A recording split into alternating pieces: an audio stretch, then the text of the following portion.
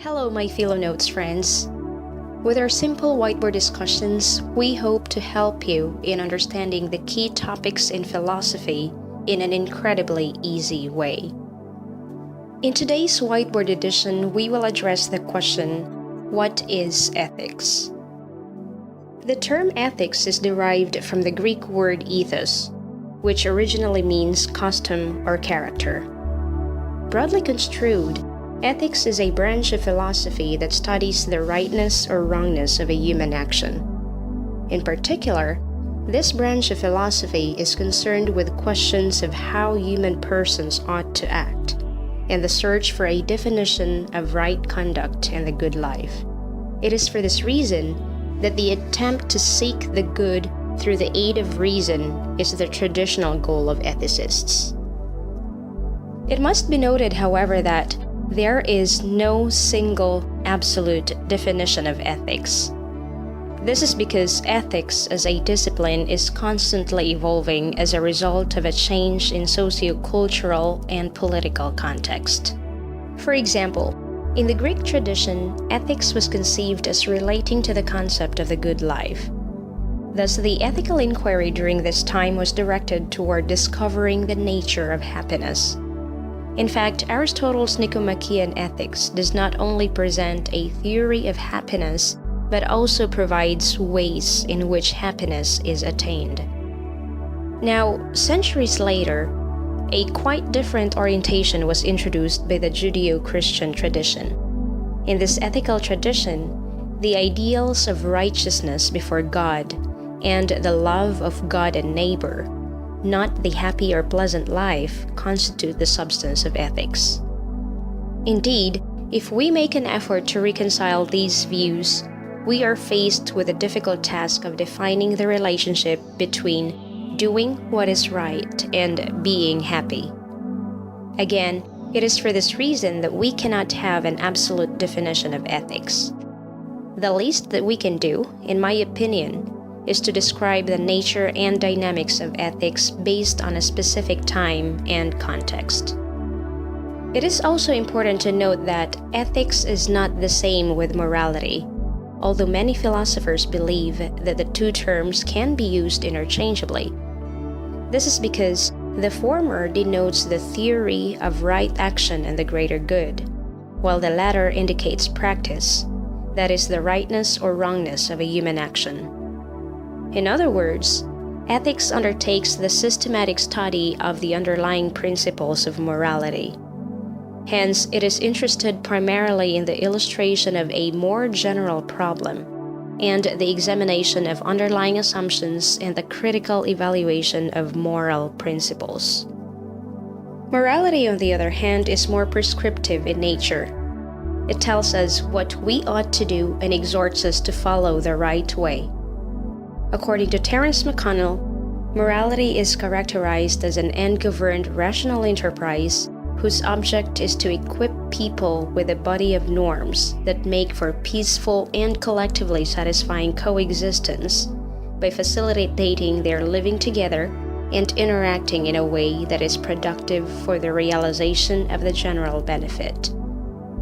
For example, a religious leader may ask her followers to be good at all times. In this way, a moralist may want to keep alive the values she considers to be worthwhile and to improve the moral quality of the community where she belongs.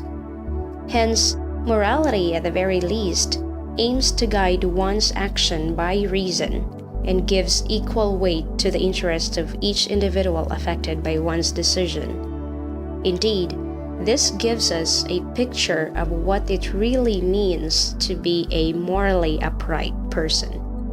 And so we may conclude that ethics is the science of morals, while morality is the practice of ethics. During the mid-20th century, according to Sumner, a certain theory in the methodology of ethics has gradually become more and more widely accepted, at least by British and American moral philosophers. According to this position, there are two ways of doing ethical inquiry, namely normative ethics and meta-ethics. On the one hand, Normative ethics is prescriptive in nature, as it seeks to set norms or standards that regulate right and wrong or good and bad conduct. This may involve articulating the good habits that we should acquire, the duties that we should follow, or the consequences of our behavior on others. Hence, normative ethics normally attempts to develop guidelines or theories that tell us how we ought to behave. For example, Immanuel Kant's claim that an act is morally right if it is done for the sake of duty is an example of a normative ethics. Metaethics, on the other hand, is descriptive in nature. According to Sumner, metaethics is allegedly constituted, at least in part, by questions of the meanings of the various ethical terms and functions of ethical utterances. Hence, if a normative ethical inquiry is evaluative and prescriptive, metaethics is analytical and descriptive. Put simply, metaethics is a type of ethical inquiry that aims to understand the nature and dynamics of ethical principles. It asks questions about the nature and origin of moral facts as well as the way in which we learn and acquire moral beliefs. Thus, for example, if normative ethics urges us to do good at all times, metaethics asks the question, what is good? For sure, if a moral philosopher attempts to address the questions, what is good, what is justice, why should I be moral, then that moral philosopher is doing metaethics. Hence, when Plato proposed an answer to the question, why should I be moral, Plato was doing metaethics. Indeed, Plato raised a metaethical question. In the course of the development of ethics, applied ethics became its third major type. As its name suggests, applied ethics is the actual application of ethical or moral theories for the purpose of deciding which ethical or moral actions are appropriate in a given situation. For this reason, casuists, that is, the adherents of applied ethics, are concerned with individual moral problems such as abortion or euthanasia, and attempt to resolve the conflicting issues that surround these particular moral problems. Casuists may also act on some occasions in an advisory capacity, such as guiding individuals in their choice of actions.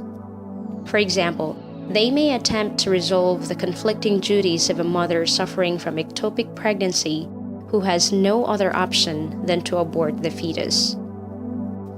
Applied ethics is usually divided into different fields. For example, we may talk about business ethics, which deals with ethical behavior in the corporate world.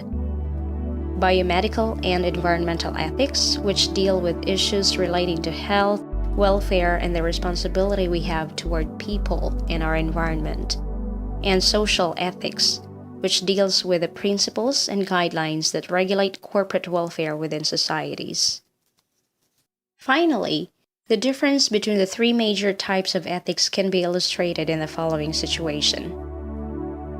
A police officer shoots a terrorist who is about to blow up a crowded shopping mall.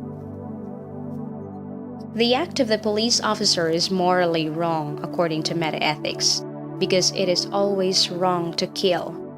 As is well known, killing in itself is intrinsically wrong. However, if the police officer does not shoot the terrorists, many innocent people will die or get injured.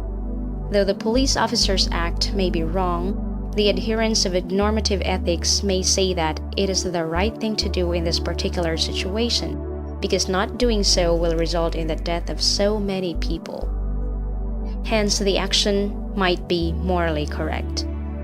Finally, the casuists may say that the police officer is just doing his best to fulfill his duty, that is, to protect as many innocent lives as possible.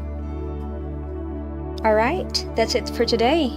Keep looking forward to our series of daily whiteboard editions as we try to make the learning and understanding of philosophy incredibly easy. Thanks for joining us today in this edition of our daily whiteboard here at Philo Notes. Full transcript of this video is available at philonotes.com. To keep you updated of our daily whiteboard editions here at Philonotes, just click here and subscribe. Until then, thanks, take care.